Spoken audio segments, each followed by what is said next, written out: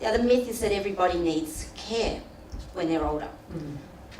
That's partly true. We all need care, so that's partly true.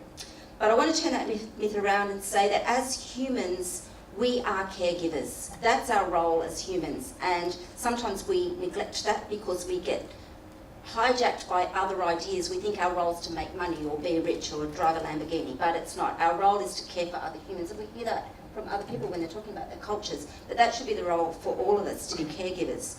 And women particularly take on this role as part of who they are, and so they take on, so we talk about the burden of care, but actually it's a role of care, it's an identity as a carer, and we carry that through our lives, and we carry that into our older age. So most of the care for older people is being done by older people.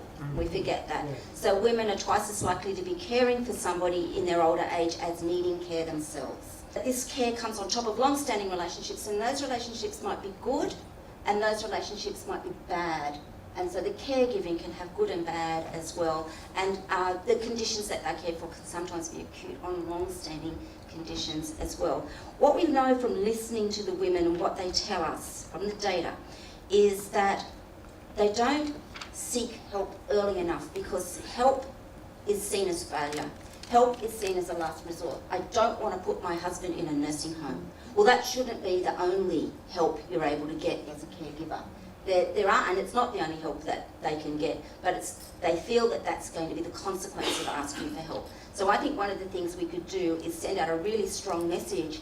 Help helps. The women tell us that. Help helps. And what's more is a little bit of help helps a lot. So they're not asking for huge amounts. And when we look at what aged care people get, most people get a very small amount for a long period of time, and they otherwise manage. So we need to be thinking about a small amount of care, a small amount of help earlier in the life course, and for more people, and for it to be seen as a strength and not a weakness and not a failure.